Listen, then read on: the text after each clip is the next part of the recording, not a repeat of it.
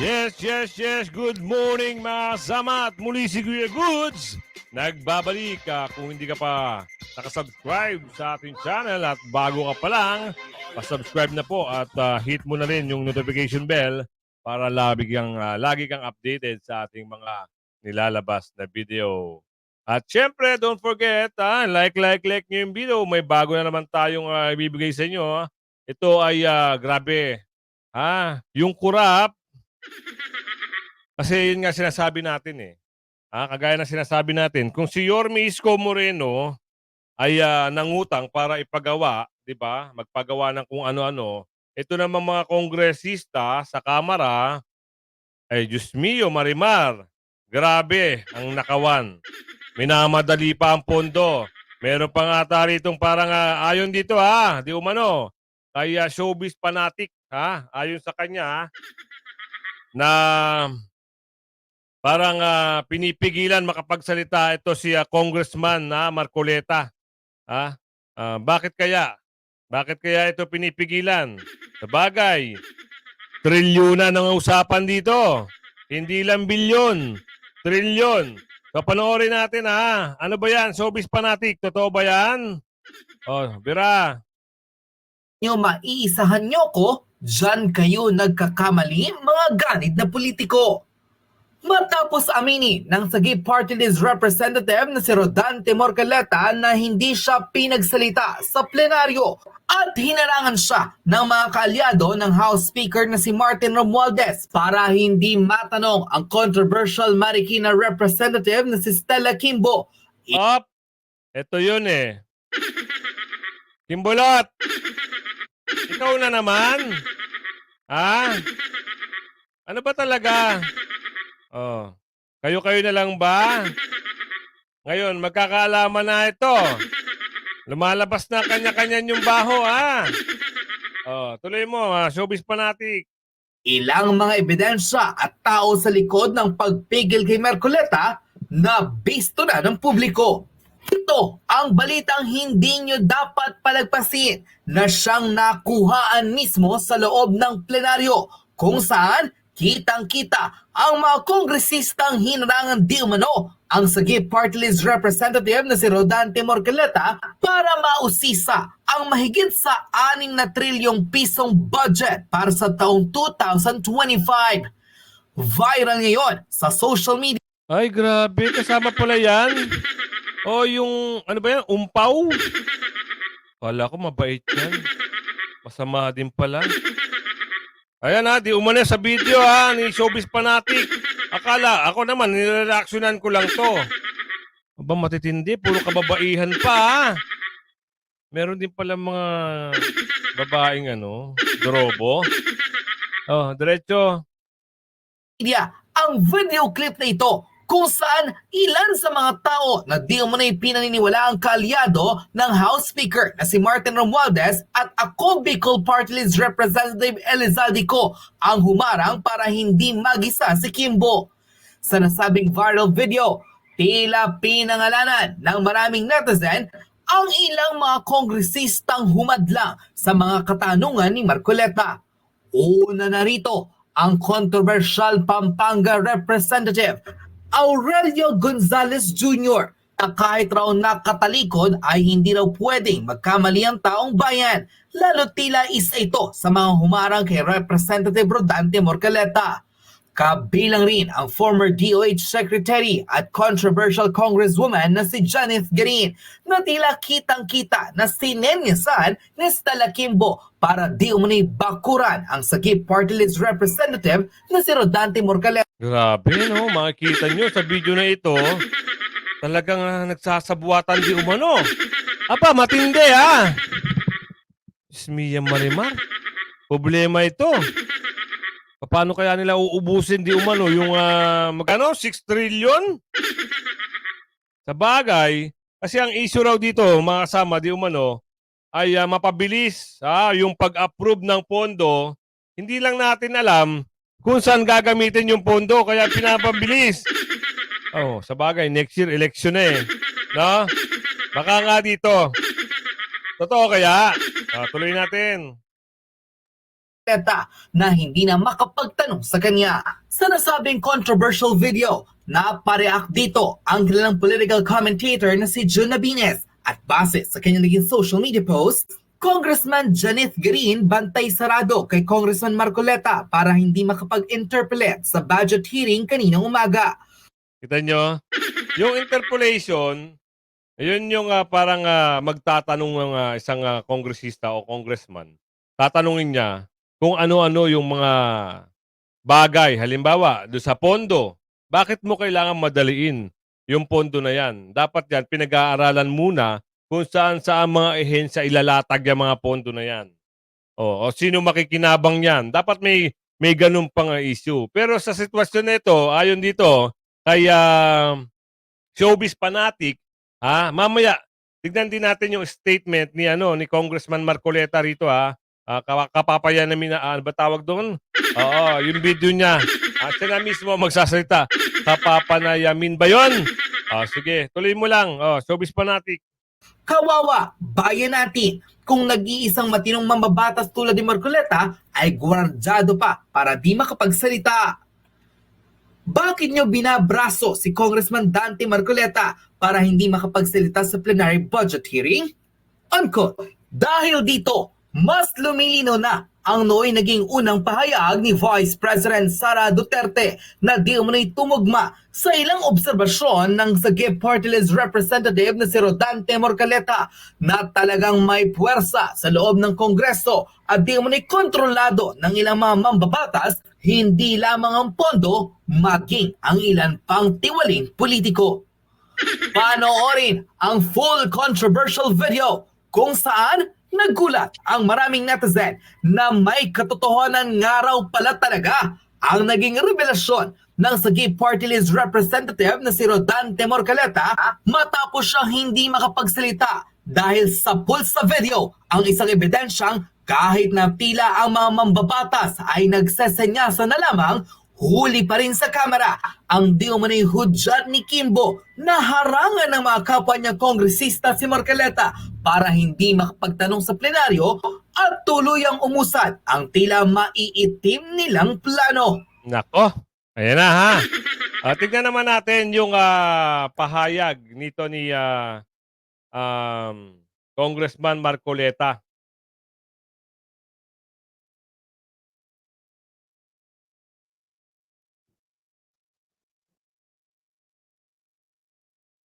Siya mismo ang magsasabi sa atin, sa inyo mga kasama, kung bakit at ano nangyari at tinangkasang pigilan di umano, no?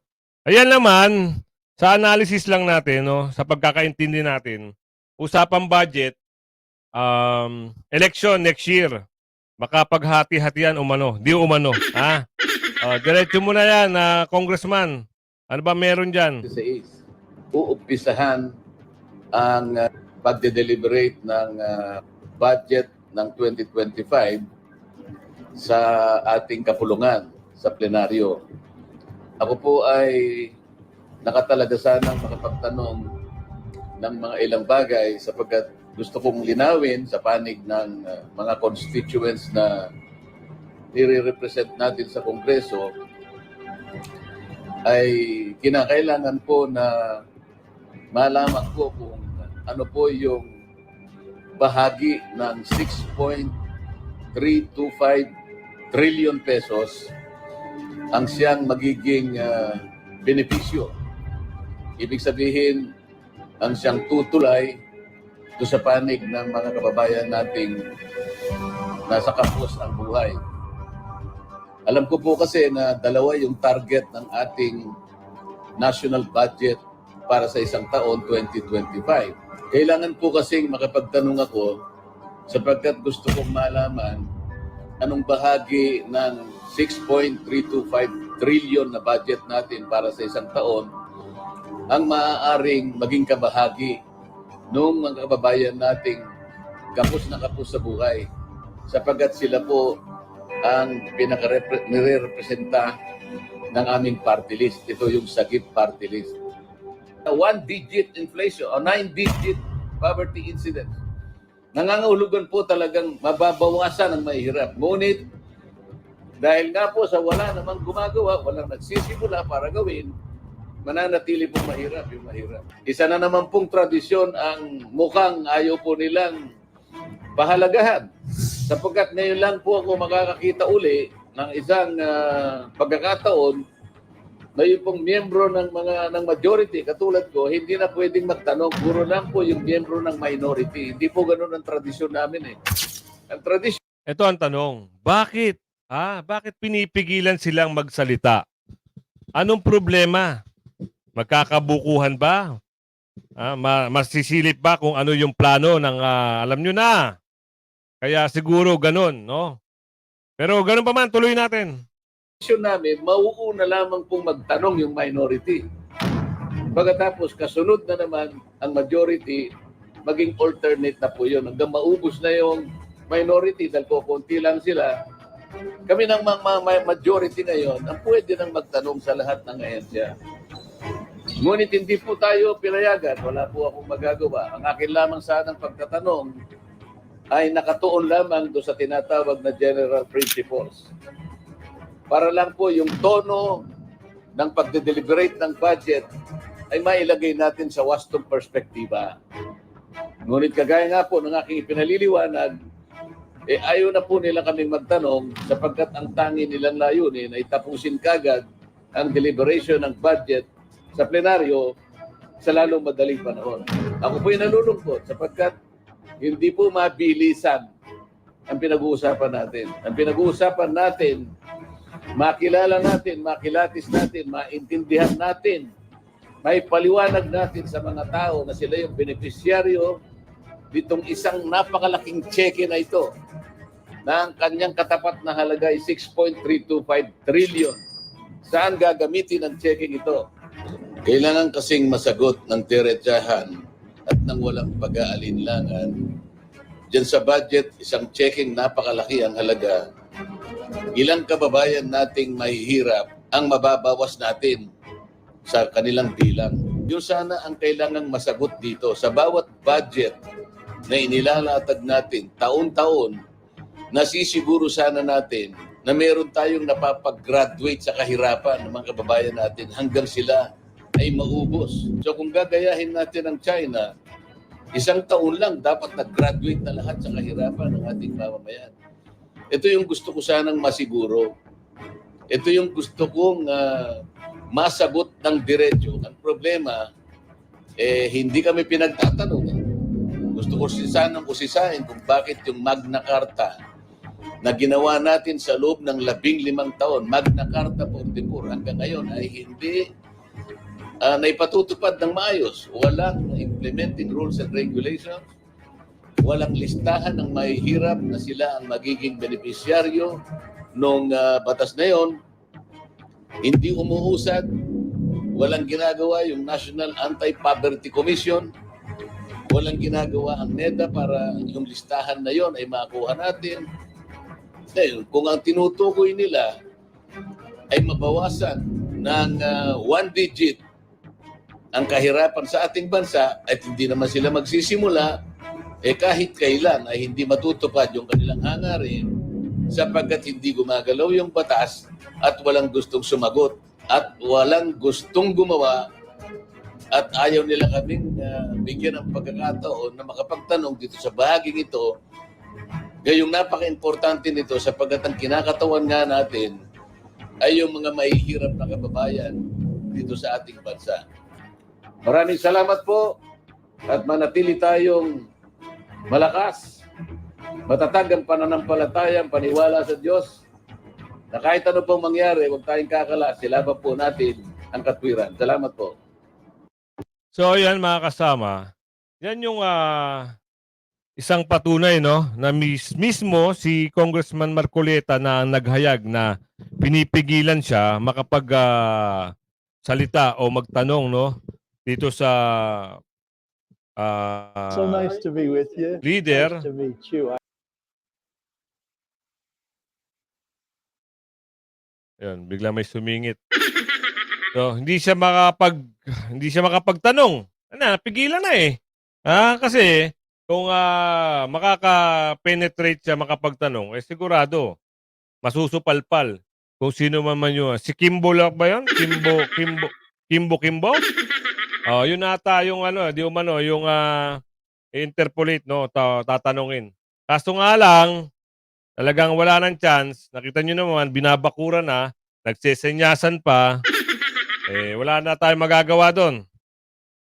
Hintay na lang natin ulit magkaroon ng hearing at makapagsimula naman siyang magtanong. Sana hindi agad maaprubahan itong cheque. No, hindi pwedeng ganun kabilis na lang na aprubahan na wala naman na basihan kung saan patungo yung malaking budget. Ito pong budget na to, yung pondo na ito, hindi ho bilyon, kundi trilyon ang usapan. Hindi milyon, hindi bilyon, kundi trilyon. Nakakaawa lang, no? Yung mga Pilipino na dapat sa atin mga mamamayang Pilipinas magagamit yung pondo, pero ang nangyayari para na lang sa pansariling interest nito mga ito. Buti na lang may mga tao na lang na alam nyo na hindi ganoon kaganid sa pera. Kagaya ni yung Congresswoman Herrera, napakagaling noon, no? May papalabas pa rin akong video kung paano niya batikusin kung saan at paano yung pag-construct ba ng mga housing ng NHA at saka yung mga iba pang mga development housing company kung paano nila gamitin yung naalat na pondo. So ngayon naaaral na natin yung mga gantong sitwasyon, no? Mahirap pala ito sa mga gantong politika. Pagdating sa mga ganyang pondo-pondo, nawawala na. Oh, parang nagkakaroon na lang ng ghost project. Pagkatapos ng termino, wala na, ubus na yung pondo. Sino hahabulin? Wala na nga habulin, wala na kayo sa posisyon. Halimbawa, matapos ang termino nyo at hindi na halungkat yung kung saan pupuntahan yung malalaking pondo nito, di tiway na lang yung pera ng taong bayan.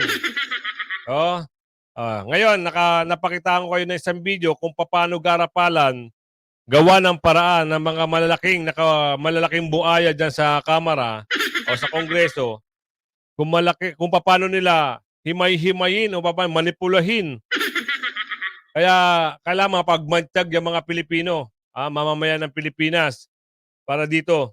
Sana hindi agad maaprubahan, no? At matalakay pa uli yan. No? Alam niyo na, hanggang sa muli ha! Sayawan na! Ayan na, at kung bago ka pa lang, please like the video, share. Kung bago ka lang, subscribe, hit the notification bell. At syempre, huwag niyo kakalimutan lahat ng mga upload videos natin. Panoorin niyo para naman meron tayong sipag na makapag-upload at magbigay sa inyo ng mga video na sa araw-araw. Ayan. Maraming salamat at mabuhay kayong lahat. Bye-bye!